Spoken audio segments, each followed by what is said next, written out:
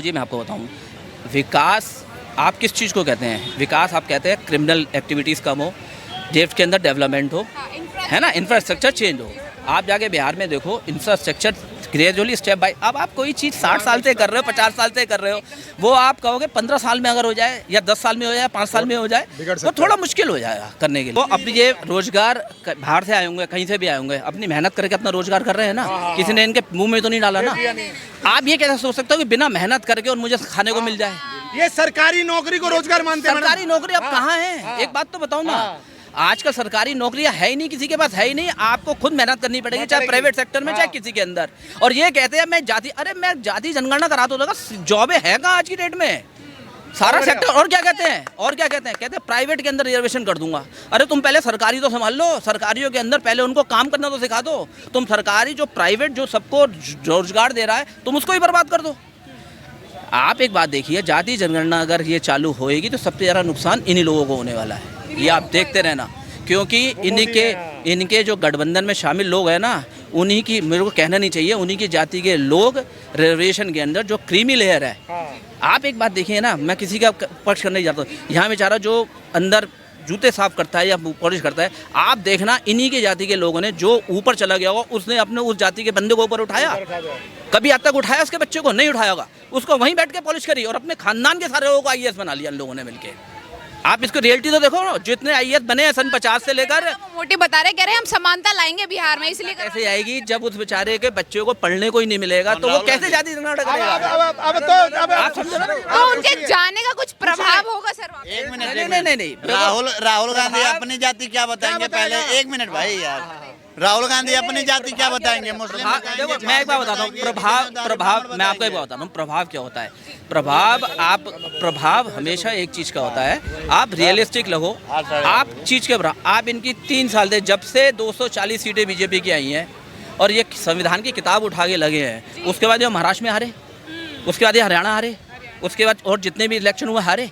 क्यों हारे? क्योंकि हम लोगों को सबको लग रहा था कि ये जो है रिजर्वेशन जो है, ये बेचारे इन लोगों को, गरीबों को ना मिलके कुछ ही लोगों को मिलके चला जाएगा और ये संविधान चेंज कर देंगे। वो कोई बात तो हुई नहीं ना, सब कुछ खत्म हो गया ना मामला। वो मामला इनका सारा सर्व हवा चला गया ना, ये इन सबको पता है। ये सब जानते हैं इस बात को कि हम जो संविधान की किताब लेके घूमे थे, अब लोगों को पता चल गया संविधान की कानून कोई नहीं है हिंदुस्तान में। अम्बेडकर जी का कोई नियम, कोई भी संविधान कोई चेंज नहीं कर सकता। सब पब्लिक को पता चल गया इस बात का। अब क्या कहते हैं वो बेचारे कि अब जाति जनगणना करा ले। अब जाति जनगणना आप करा लोगे, सारी बात सही है करने के लिए, लेकिन उसके कराने के बाद जो उनकी जो बेचारे सबसे नीचे होंगे, नीचे स्केल वाले लोग, उनको तुम ऊपर कैसे लाओगे? इसका प्लान बता दो हमको। ये रोड मैप नहीं है ना उनके, ना कहाँ से आ जाएगा वो रोड मैप में? अब आप देखिए, बिहार में सबसे ज़्यादा पासवान जाति के वोट है ना, पासवान जाति इज द लीडिंग। जैसे राजस्थान में मीणा है, उनके बंदे, कहना नहीं चाहिए, पढ़ाई करके जैसे भी करके ऊपर आए। अब आप उनसे कह दो कि भाई साहब आपको जो रिजर्वेशन है, आपका रिजर्वेशन काट के हम दूसरी जाति को दे रहे हैं, आग लग जाएगी बिहार के अंदर, आग लग जाएगी। मैं गारंटी से कहता हूँ भाई साहब, ऐसे यादवों को आप बोल दो या किसी और को बोल दो कि भाई साहब आपका रिजर्वेशन जो है, आपकी परसेंटेज के हिसाब से आपके लोगों को पूरा रिजर्वेशन मिल चुका है, अब हम आपकी इससे काट के कुछ 5% किसी और को दे रहे हैं, आग लग जाएगी यूपी और बिहार के अंदर। मुझे पता, और वो चाह रहे हैं कि आग लगे, क्योंकि उनके पीछे जो लेफ्ट है ना, वो चाहता है हिंदुस्तान टूटे। कन्हैया कुमार चाहता है हिंदुस्तान टूटे, समझे? और तुम्हारा सबसे बड़ा सफेद बाल जयराम रमेश, इसका नाम तो जयराम रमेश है, बट ये अंदर से जो है भाई साहब क्रिश्चियन है। मैं आपको बता रहा हूँ, आप देख लो ना, आंध्रा का जो आंध्रा के अंदर, आप तमिलनाडु का स्टालिन को देख लो, इन सबको देख लो, ये सब क्रिश्चियन लॉबी है सारी करने वाली। सब दलितों के ऊपर चढ़ के जितने भी होते हैं सब क्रिश्चियन में कन्वर्ट हो गए हैं। देश की सेवा की भावना नहीं है। नहीं चाहता कि हिंदुस्तान के अंदर परचम चढ़े, हिंदुस्तान चढ़े। ये कहते हैं तमिलनाडु काट दो, बेंगलोर काट दो, केरल काट दो, बिहार काट दो, बंगाल काट दो, सब काट दो, और उसके बाद अपना झोला उठाओ और दूसरे देश में चले जाओ, और वहाँ पे भी जगह नहीं मिलने वाली इनको। ये मैं साफ बता रहा हूँ, लेफ्ट की पॉलिसी यही है। लेफ्ट कहता है कि जो कहता है ना 10 लोग उठ के कि हमारा ये कनॉट प्लेस नाराज है दिल्ली से, तो कनॉट प्लेस को काट दो जी, अलग देश बना दो। जो विकास होना चाहिए वो बिहार में भी जो मौजूदा गवर्नमेंट है वो दे रही है, वैसा विकास? देखो जी, मैं आपको बताऊँ, विकास आप किस चीज़ को कहते हैं? विकास आप कहते हैं क्रिमिनल एक्टिविटीज़ कम हो, देश के अंदर डेवलपमेंट हो, है ना, इंफ्रास्ट्रक्चर चेंज हो। आप जाके बिहार में देखो, इंफ्रास्ट्रक्चर ग्रेजुअली स्टेप बाय। अब आप कोई चीज़ 60 साल से कर रहे हो, 50 साल से कर रहे हो, वो आप कहोगे 15 साल में अगर हो जाए या 10 साल में हो जाए, 5 साल में हो जाए, तो थोड़ा मुश्किल हो जाएगा करने के लिए। ये बात मैं मानता हूँ।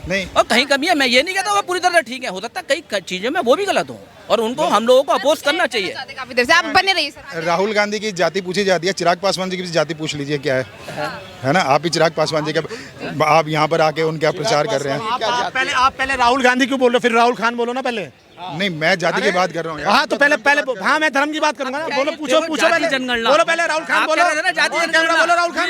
उसका सर्टिफिकेट लिखा हुआ है राहुल खान नहीं, उसका सर्टिफिकेट भी लिखा हुआ है कैमरे पे खान, पूरा बोलो ना खान। लेकिन छोटी सी बात के ऊपर, ये क्या बात है? छोटी सी उसका बात के सर्टिफिकेट में ऊपर लिखा हुआ है नाम, नहीं उसका मैं क्यों बोलूं? अरे बाप का नाम लगता है ना बेटे को, तो खान बोलो ना, खान बोलो। आपके नाम के साथ खान लगा हुआ है क्या क्या यार तुम बात? हाँ यार, हाँ खान था, खान है वो, ये बेकार बात नहीं, उसके बाप के साथ में खान लगा हुआ है।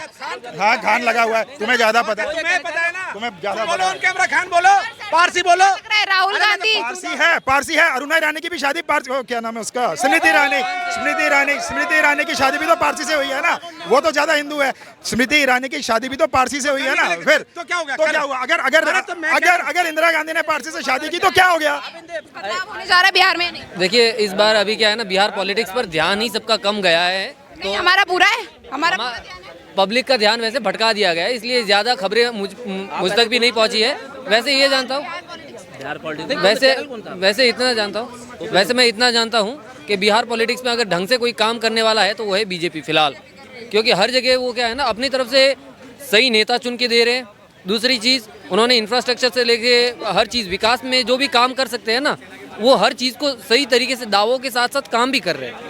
अब हर कोई कह रहे हैं विकास में क्या क्या चीज़ें चाहिए, हेल्थ इंफ्रास्ट्रक्चर पहली चीज़, एजुकेशन, राइट, और एजुकेशन, हेल्थ इंफ्रास्ट्रक्चर, और इसके अलावा और भी बहुत सारी चीज़ें हैं जो ऐड होनी होती है। पब्लिक सुविधाओं की मौजूदा गवर्नमेंट दे रही है सारी चीजें वहाँ पे, दे रही है, हर चीज़ हो रही। मौजूदा गवर्नमेंट अभी वहाँ पे क्या है वो मैंने जाके हालातों को देखा नहीं है, पर ये क्या है ना, पब्लिक भी वहाँ पे थोड़ी समझे तो ही काम आए। गवर्नमेंट चाहे कितना भी दे दे, लेकिन फिर भी पब्लिक की जरूरत है सर बिहार में या नहीं? जरूरत है, बदलाव की जरूरत नहीं है। बदलाव की जरूरत है बिहार में, बदलाव की जरूरत नहीं है। मुख्यमंत्री देखिए, मुख्यमंत्री जरूर चेंज होना चाहिए। बदलाव की जरूरत है। मुख्यमंत्री एक सेकंड, मैं इनसे सवाल लेके आपकी तरफ आऊंगी। बिहार में बदलाव की जरूरत नहीं है, पर सीएम के बदलाव की जरूरत है, ऐसा जनता का कहना है। उसमें सीएम के लिए कह सकते हैं, नीतीश कुमार के अलावा अगर कोई चीफ मिनिस्टर बन सकता है तो उसके ऊपर भी इन लोगों को, देखो ये सब होगा आफ्टर इलेक्शन, जब सीट जिसके आती हैं, और जिसकी सीट ज़्यादा आएंगी उसी का बंदा स्ट्रॉन्ग रहेगा इसके अंदर। अब ये पिछली बार की तरह बीजेपी वाला काम नहीं होने वाला कि बीजेपी की सीट ज़्यादा थी बट उन्होंने फिर भी नीतीश कुमार को बनाया।